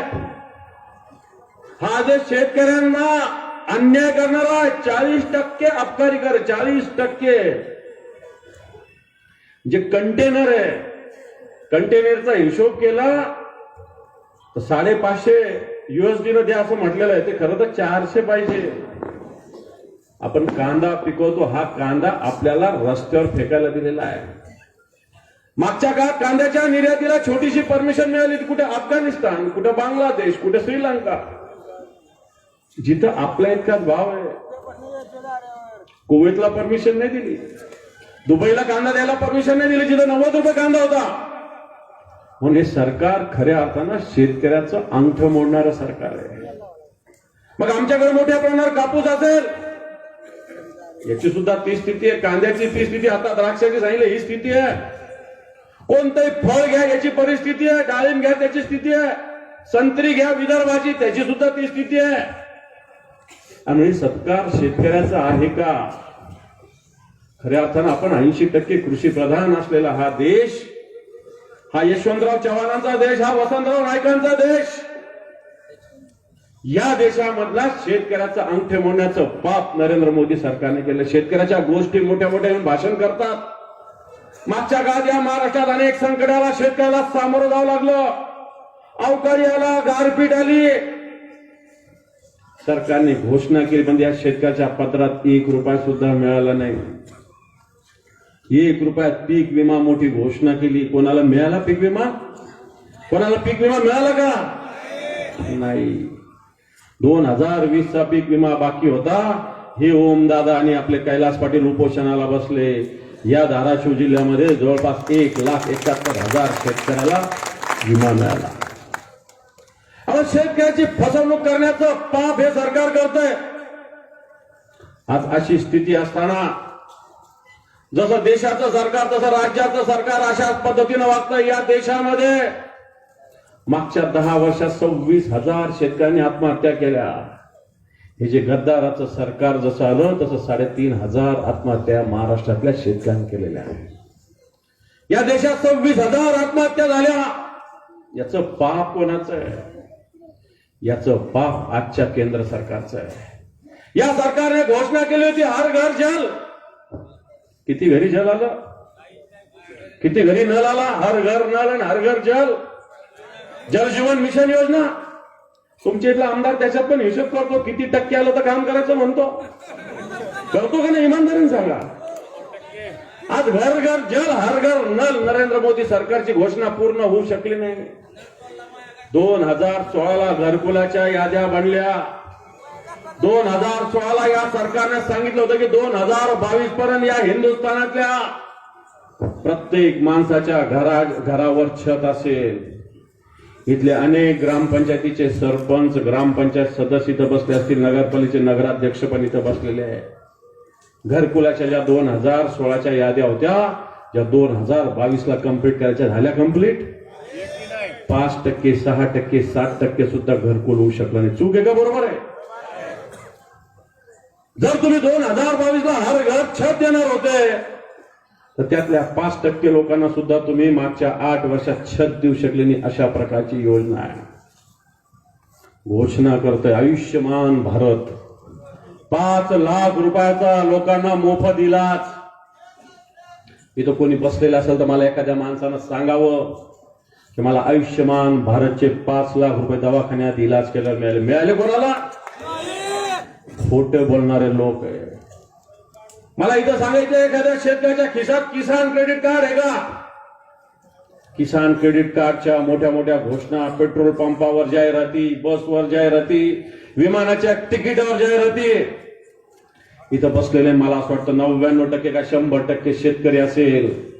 एखाद्या तरी शेतकऱ्याच्या खिशात किसान क्रेडिट कार्ड आहे का? आहे का किसान क्रेडिट कोणाचे कार्ड? नाही. कारण या किसानाचं क्रेडिटच या सरकारनं ठेवलेलं नाहीये. मग अशा प्रकारचं सरकार या देशामध्ये बांधून या देशामध्ये जजेस, सुप्रीम कोर्टाच्या जजेसला पत्रकार परिषद घ्यावी लागली. या देशामध्ये आज अशा पद्धतीने 400 पारची घोषणा केलेली आहे. मला सांगा, अनेक लोक आहे, आम्ही पण स्थानिक स्वराज्य संस्थेत काम करतो. एखादी ग्रामपंचायत असेल 11ची असेल तर आपल्याला वाटतं 6 आले पाहिजे, फार झालं तर 7 आले पाहिजे. 11 कशाला लागतं? आज देशात यांना बहुमत आणायचं तर 544 पैकी अर्धे आले मी समजू शकतो, आणायचे म्हणू शकतो. 400 पार यांना कशासाठी पाहिजे? 400 पार यांना पाहिजे जी डॉक्टर बाबासाहेब आंबेडकरांनी दिली राज्यघटना यांना बदलायची आहे. डॉक्टर बाबासाहेब आंबेडकरांनी लिहिलेली राज्यघटना यांना बदलायची आहे. आता संसदेचं अधिवेशन झालं, 100-150 खासदारांना निलंबित करून अनेक कायदे मंजूर करून घेतले. यांना विरोधी पक्षाच्या खासदाराची अडचण आहे. आता बोलतात की आम्हाला कोणाला घटना बने. तुमचाच खासदार कर्नाटकचा अनंत कुमार हेगडे जाहीर सभेत बोलला होता की आम्हाला राज्यघटना बदलायची आहे. बाबासाहेब आंबेडकरांनी लिहिलेली राज्यघटना बदलणारा या देशात जन्माला येऊ शकणार नाही, लक्षात ठेवा. जोपर्यंत ओमदादा सारखे खासदार या देशात निवडून येतात तोपर्यंत या राज्यघटनेला कोणी धक्का लावू शकणार नाही. यांना राज्यघटना बदलायची म्हणून 400 पार. पण मी आपल्याला आव्हान करेल, उद्धवजी ठाकरे साहेब म्हणतात त्यांना 400 पार नाही, या भारतीय जनता पार्टीला तडीपार करावं लागणार, लक्षात ठेवा. अरे घराघरात भांडणं, नवरा एका पक्षात, बायको एका पक्षात, बरोबर आहे का? नवरा एका पक्षात आहे भारतीय जनता पार्टी आणि त्यांनी पक्ष सोडला होता राष्ट्रवादी. मला विकासासाठी अजितदादाच्या कार्यशैलीवर नाराजी व्यक्त करून भारतीय जनता पार्टीमध्ये प्रवेश. आज नवरा एका पक्षात आणि बायको एका पक्षात. तिकडं ती नवनीत राणा सुद्धा एका पक्षात, तिचा नवरा सुद्धा वेगळ्या पक्षात. भारतीय जनता पार्टीनं नवरा आणि बायकोला सुद्धा एकत्र राहू देत नाही, अशा प्रकारची स्थिती निर्माण. अशा प्रकारची स्थिती असेल तर आपल्याला या भारतीय जनता पार्टीला त्याचे जे बगल बच्चे त्याला तडीपार करावं लागणार आहे. या मतदारसंघातून सुद्धा जे लोक उभे आहे हे मोठे सरंजामदार आहे. वर्षानुवर्षांच्या ताब्यात सत्ता होते, पण यांनी या सत्तेचा उपयोग जनतेसाठी नव्हे तर स्वतःसाठी करून घेतलेला आहे. आणि म्हणून बांधवांना मी आपल्याला आव्हान करेल, ओमदादाला सुद्धा बोललं पाहिजे, पण मी आपल्याला आव्हान करेल, हा बार्शी मतदारसंघ हा सोलापूर जिल्ह्यातला मतदारसंघ आहे. इथले जे कोणी लोक दादागिरी करतात, इथला आमदार दादागिरी करतो, सातत्यानं कानावर आलं याच्यावर गुन्हे दाखल कर, त्याच्यावर तुझ्या बापाची सत्ताने पोलिसाला सांगून ठेवतो. इथल्या पोलिसांना सांगून ठेवतो, मस्ती करू नका, उद्या आम्ही खुर्चीवर येणारे, लक्षात ठेवा. म्हणून इथल्या सर्वसामान्य माणसाला जर त्रास देण्याचा प्रयत्न केला, ही शिवसेना आहे बाळासाहेब ठाकरेंची, उद्धवजी ठाकरे साहेबांची गाठ आमच्याशी, लक्षात ठेवा. आणि हा लढा आम्ही देत असताना हा संघर्षाचा लढा आहे. ही मशाल घेऊन ओमदादा इथं लढतात. हा मतदारसंघ धाराशिव मतदारसंघ, उस्मानाबाद मतदारसंघ शिवसेना लढते. ओमदादा सारखा एक तरुण तरणा बांड आपला एक शिवसैनिक, सर्वसामान्य जनतेत बसणारा, उठणारा, फक्त निवडणुका आल्यावर फोन उचलणारा असं नव्हे. रात्र असो, दिवस असो, ऊन असो, पाऊस असो, दिल्लीत असो, मुंबईला असो, धाराशिव असो, कुठेही असलं या जनतेच्या हाकेला ओ देणारा उमेदवार आपला आहे. आपण बाजारात गेल्यावर आपण सगळे शेतकरी आहे. एखादा बैल खरेदी करतो तर त्याचे दात वाजवून बघतो, त्याची शेपूट सुद्धा वर करून टाळतो. एखादी माता भगिनी मेथीची जुडी घ्यायची बाजारात, ताई खाली वर 10 जुड्या बघता आपण, मग आपली जुडी निवडता. आपला खासदार सुद्धा तसाच निवडायचा आहे. एक क्षेत्रामध्ये चांगला काम करणारा बैलासारखा, या शेतकऱ्यासाठी गडी म्हणून काम करणारा खासदार आपल्याला निवडायचा आहे। येणाऱ्या काळामध्ये आपला हा लोकसभा मतदारसंघ पुन्हा एकदा विकासाच्या दिशेनं पुढे नेणारा, कुठे न थकणारा, कुठे न थांबणारा, जो रुकेगा नहीं, जो झुकेगा नहीं और बिकेगा तो बिल्कुल नहीं, असा खासदार आपण निवडून द्या असं आव्हान करतो। थांबतो। जय हिंद, जय महाराष्ट्र। यानंतर आदरणीय ओमदादा निंबाळकर सगळ्यांना विनंती आहे, समोरच्या सगळ्या मतदारांना विनंती आहे, आपण सगळ्यांचे मोबाईलचे टॉर्च या ठिकाणी चालू करावेत। मोबाईलचे टॉर्च सगळ्यांनी चालू करा, ओमदादांचं स्वागत करायचंय।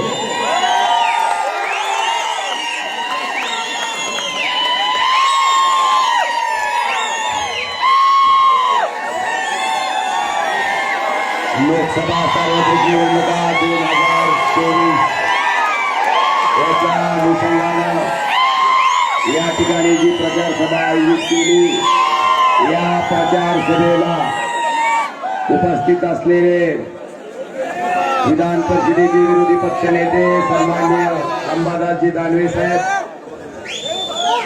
या भागाचे माजी आमदार, माजी मंत्री आणि लोकनेते मृदभाषी आदरणीय दिलीपरावजी सोपल साहेब, त्याचबरोबर राष्ट्रवादी काँग्रेस शरद पवार पक्षाचे आदरणीय विश्वासभाऊ बारबोले साहेब, व्यासपीठावरील सगळ्याच मान्यवरांची क्षमा मागतो आणि आपल्या सर्वांचा नाम उल्लेख आदरणीय व्यासपीठ असा या ठिकाणी करतो। आणि व्यासपीठाच्या समोर उपस्थित असलेले भगवंताच्या नगरीतले सर्व वडीलधारी मंडळी, तरुण मित्र, घराघरापर्यंत जिथपर्यंत माझा आवाज जातोय तिथपर्यंत घराघरातून ऐकणारी माझी माता भगिनी बंधूंनो, मला आपल्याला प्रामाणिकपणे विचारायचंय, 5 वर्ष तुम्ही मला खासदार म्हणून त्या ठिकाणी निवडून दिलात।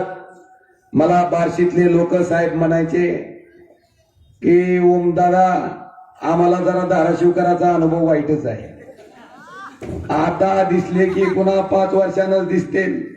पण बांधवांनो, बार्शीकरांना जो शब्द मी त्या ठिकाणी दिला होता की ओमराजे हा खासदार फक्त निवडणुकीपुरता खासदार न राहता अखंडपणे 5 वर्ष तुमच्या संकटात तुमच्या सोबतीला राहणारा, तुमच्या कुटुंबातल्या सदस्याप्रमाणे राहणारा खासदार म्हणून त्या ठिकाणी असेल, आणि तो शब्द मी पाळलाय। आता भाऊ, माझ्या संपर्काची बी भीती यांना वाटायला लागली। आता लोक मला म्हणायला लागले, ज्या कंटा मी द्यायचं काय खासदाराचं काम आहे। आता मला थोडस जरा समजून सांगू द्या, ज्या माणसाची अडचण पडते त्या प्रत्येक माणसाला अडचणीत मदत करणं ही त्या लोकप्रतिनिधीचं पहिलं कर्तव्य असतंय असं समजून मी काम करतो। आपण स्वतः जर त्या पंक्चर झालेल्या ट्रक मध्ये असू आणि आपल्या गाडीमध्ये जर जॅक नसल तर आपण काय करता पहिल्यांदा आपल्या जवळच्या वाटणाऱ्या माणसाला, हक्काच्या माणसाला आणि ज्याच्याकडून काम होईल अशा माणसालाच फोन करचाल। बांधवानो, तो साधा ड्रायव्हर, तो साधा क्लीनर जर ह्या ओमराजे नावाच्या खासदाराला जवळचा मानत असेल आणि माझी समस्या किती का लहान असेल, माझा खासदार मला याच्यातून मार्ग काढेल म्हणून वाटत असेल, तर हा विश्वास त्या ड्रायव्हर आणि क्लीनरच्या मनात त्या 5 वर्षात या ओमराजेनं तयार केला आहे। मलाही नव्हता की ज्या कंटा आम्ही द्यायचं काम काय खासदारच आहे का। मला साहेब आपल्या साक्षीनं विचारायचंय की आज त्या ड्रायव्हरचं किन्नरचं मत लागणार नाही का हो? लागणार आहे का नाही? म्हणजे मत घेताना चलतंय, काम करताना दुखतंय काय?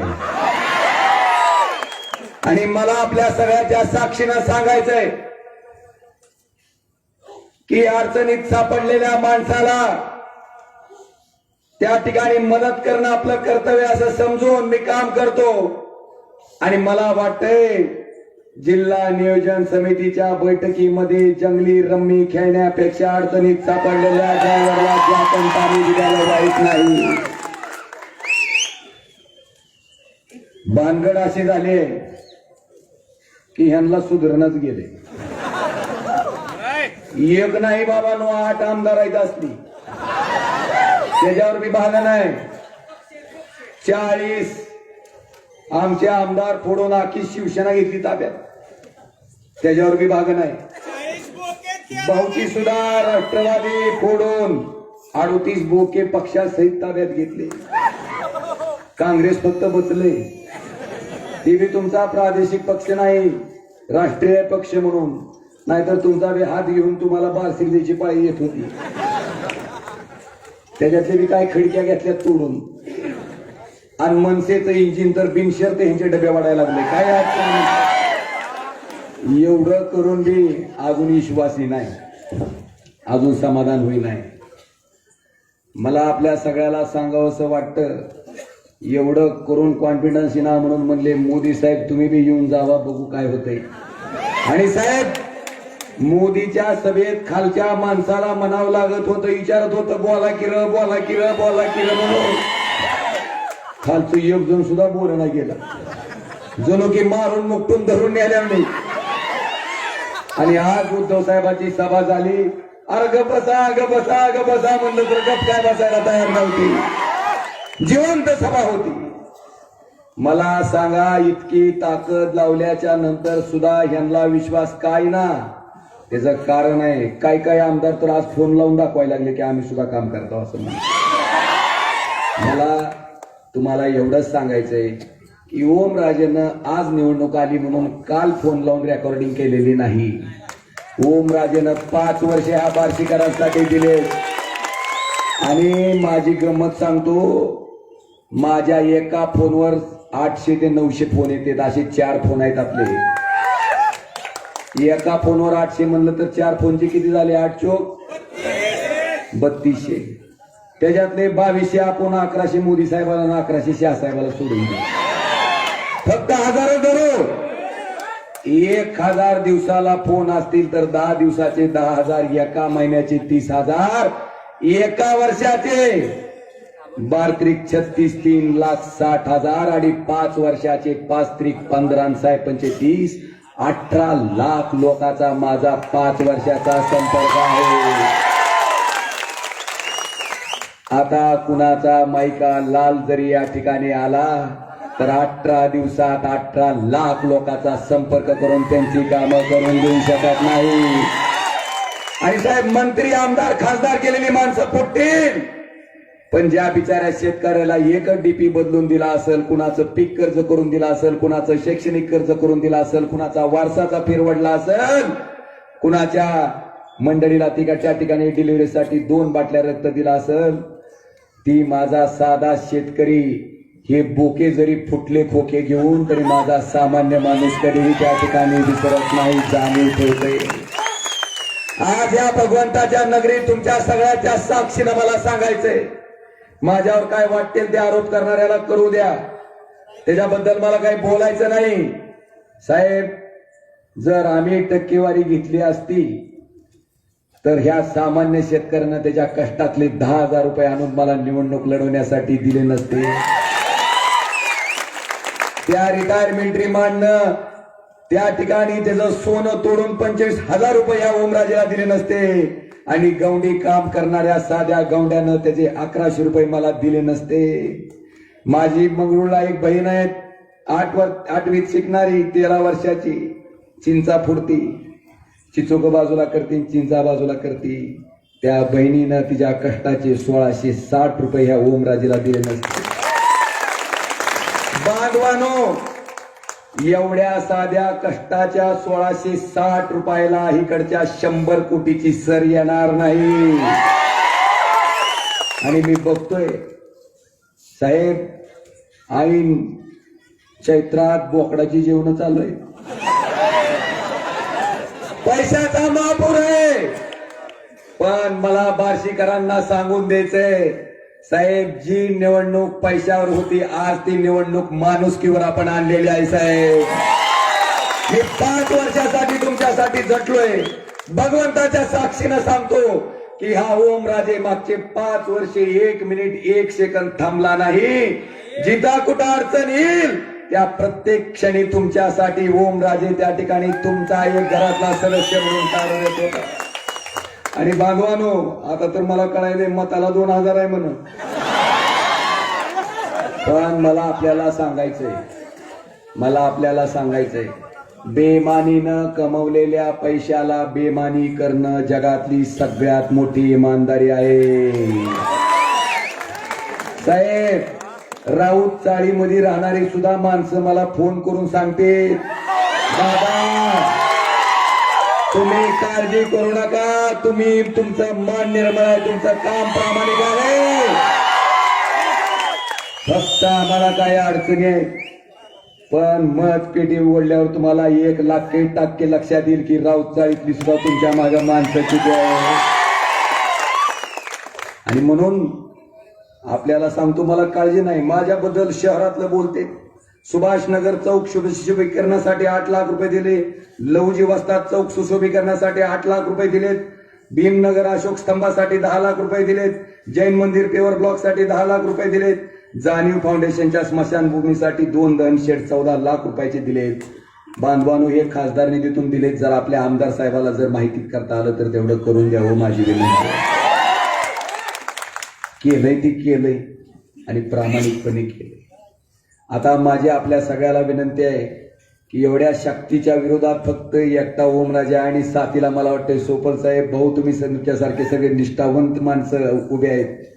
आपल्या सगळ्याला एकच विनंती आहे, त्या ठिकाणी मतदान करत असताना आपलं चिन्ह कोणतं आहे? आपलं चिन्ह कोणतं आहे? ही चिन्ह घराघरापर्यंत पोहोचवा. आणि तुम्हाला सांगतो बांधवांनो, आता खरी लढाई आहे सुरू आहे. 2 दिवस खरी लढाई आहे. आता तुमच्या सगळ्याचं सहकार्य त्या ठिकाणी आवश्यक आहे. महाविकास आघाडीच्या सगळ्या कार्यकर्त्याला सांगतो, ही गर्दी भाडोत्री नाही, ही गर्दी पैसे देऊन आणलेली नाही, ही गर्दी पैसे देऊन काम करणारी नाही, ही मनापासून मनापर्यंत प्रेम करणारी गर्दी आहे. आणि आपल्याला खात्रीनं सांगतो, ह्या बार्शी तालुक्याचा न भूतो न भविष्यती अशा प्रकारचा लीड त्या ठिकाणी बार्शी तालुक्यातून राहणार आहे, मला खात्री आहे. म्हणून उद्याच्या येणाऱ्या 7 तारखेला मशालीच्या पुढचा बटन दाबून तुमचा खासदार म्हणून त्या ठिकाणी निवडून द्यायचं काम आपण करावी विनंती करतो आणि रजा घेतो. धन्यवाद. जय हिंद, जय महाराष्ट्र. या ठिकाणी अंबादासजी दानवे साहेबांचा बार्शी शिराळी तालुक्याच्या सत्कार होतोय. दादा बावी आगलावी माळीच्या वतीने 40,000 रुपये. त्याचबरोबर काकासाहेब फुलचंद क्षीरसागर मुंगशीवाळूर यांच्याकडून 21,000 रुपये. त्याचबरोबर एका दिव्यांग भगिनीतर्फे खरीचा वाटा